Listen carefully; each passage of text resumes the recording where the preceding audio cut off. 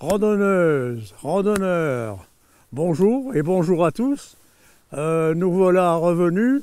Alors on continue notre balade le long de l'Orne. C'était notre thème de la première émission.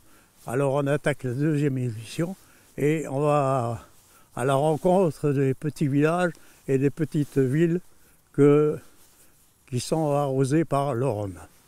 Et ici, nous sommes près de Gendelise et Pux. Alors là, vous pouvez voir le village de Pux. Il y a un petit château à Pux là-bas.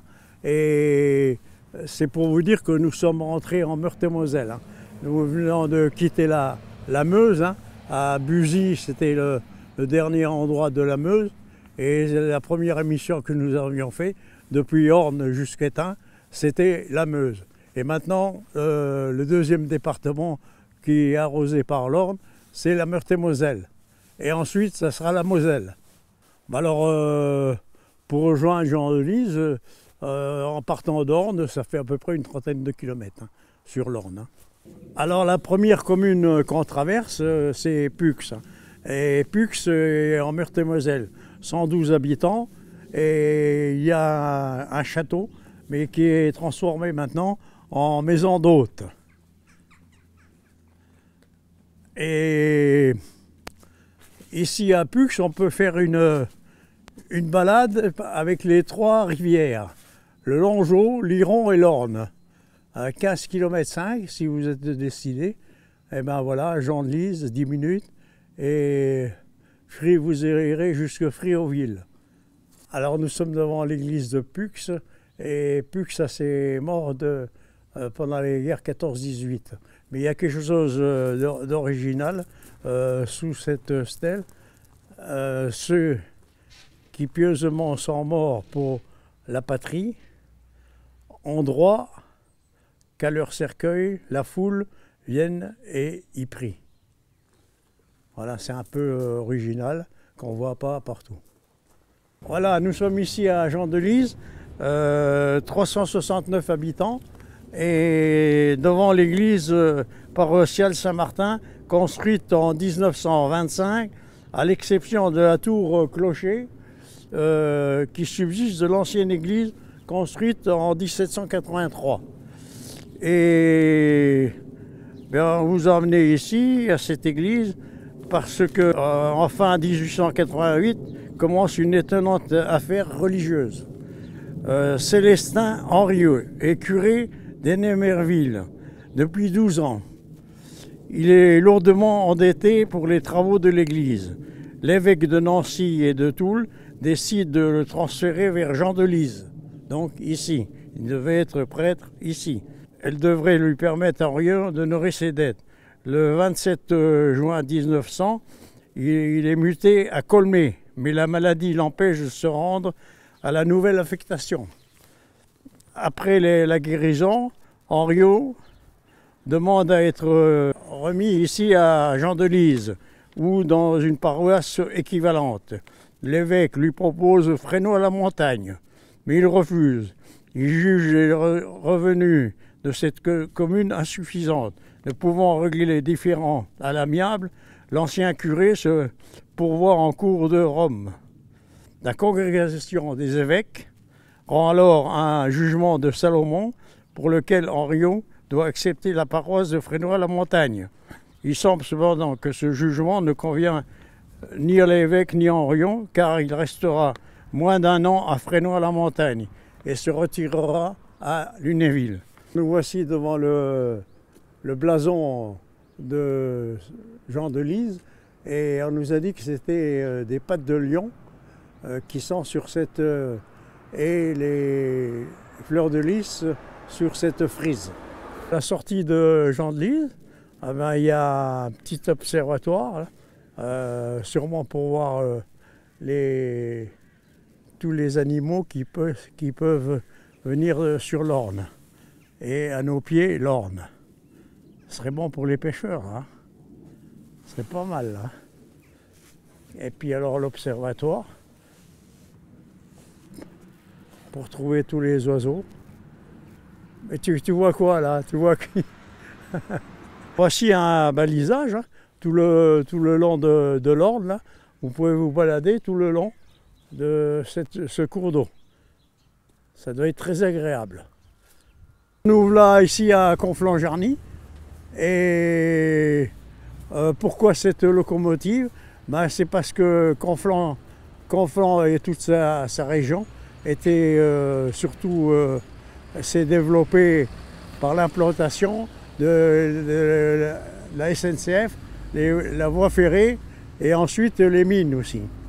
Alors c'est ce qui a fait développer ce petit village qui était dans le temps maintenant des grandes villes. Conflans-Jarny et Jarny aussi. Parce qu'il y avait trois mines à Jarny, Droit-Aumont et Jourmont dans cette région. Nous sommes ici à Conflans-Jarnisy, 2378 habitants. Elle est drainée par la vieille rivière, le Longeau, le ruisseau de Rue, l'Orne et l'Iron. Tout ça arrose Conflans, en Jarnisy.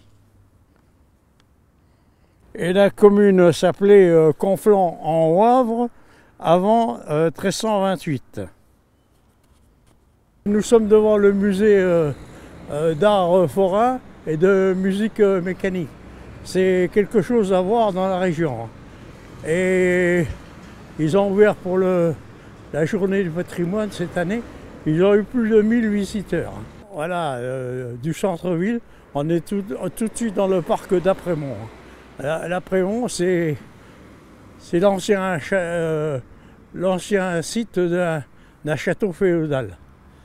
Et là, ils ont fait une belle fresque à l'entrée du parc. Là, l'Orne reçoit le petit ruisseau du Russe qui vient des prairies par là. Et un peu plus loin là-bas, elle reçoit l'Iron. L'Iron qui jette dans l'Orne. Alors en 995, Jean d'Apremont, seigneur de Conflans, fit construire près de cet endroit un château fort qui surplombe la rivière. Jusqu'à la Révolution, le parc appartient aux descendants de la famille d'Apremont. Nous voici à l'abri, un village de 1564 habitants. Et voilà, nous allons vous faire découvrir les petites curiosités qu'il y a à l'abri.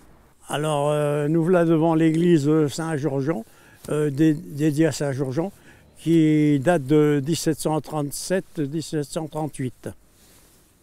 Et nous sommes devant la tour communément appelée tour Mahuet, c'est un restant d'un ancien château féodal. Mahuet, le nom de la famille des seigneurs de l'Abri, qui l'ont édifié en l'an 1500. Jusqu'en 1760, la famille Ollery, qui garda cette bâtisse jusqu'au XIXe siècle. Elle fut occupée par les Allemands pendant la Première Guerre mondiale. La tour restante a été réhabilitée en 1988 par la volonté du maire Jean Couroux, qui abrite régulièrement des expositions. La tour est classée au titre des monuments historiques depuis le 7 juillet 2006. Alors ça fait un moment que les grues cendrées reviennent du sud, hein, et se dirigent maintenant vers le nord, où elles vont nidifier dans les pays un peu plus frais pour passer l'été. Donc on se dirige vers la belle saison. Hein. Pas loin de l'église, la première route à gauche, et vous tombez sur ce cimetière allemand, l'ossuaire. Et il y a aussi des Français qui reposent ici, victimes de la guerre de 14-18, dont 53 Français, 6 Anglais, 113 Belges, 123 Italiens, 172 Roumains et 356 Russes. Eh bien, ça fait du monde. Hein. Cette chapelle a été construite en 1708 et puis elle a été dédiée à Saint-Roch parce que c'était pour lutter contre le choléra. La ferme des Colombiers qui se trouve ici, composée d'une cour, d'un pigeonnier, d'un four à pain construit en 1561 et remanié au XVIIIe siècle, fait l'objet d'un classement au monument historique de 6 janvier 1995. Alors là, nous rentrons dans Jarny et bon, il y a une gare très importante, comme je vous l'ai dit tout à l'heure, à Conflans-Jarny, et il y avait une gare très importante qui développé toute la région. Et ici, on voit bien le dépôt.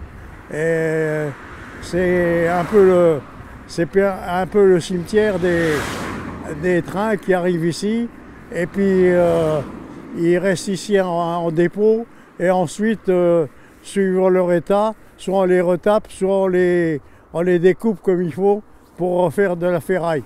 Et pour refaire éventuellement de nouveaux wagons qui sont découpés sur Barancourt. C'est une ville de 8090 habitants et il y a un immense lycée ici et il y a tous des sessions, il y a coiffure, il y a électronique, il y a tout et il y a une spécialité aéronautique qui se fait ici. Et les jeunes, après, ils peuvent rentrer dans l'armée. Un jeune qui passe ici, qui fait l'aéronautique, peut se retrouver à Étain, sur la base où nous étions à la première émission sur l'Orne, comme technicien ou conduire un hélicoptère, par exemple. Et ça se prépare ici.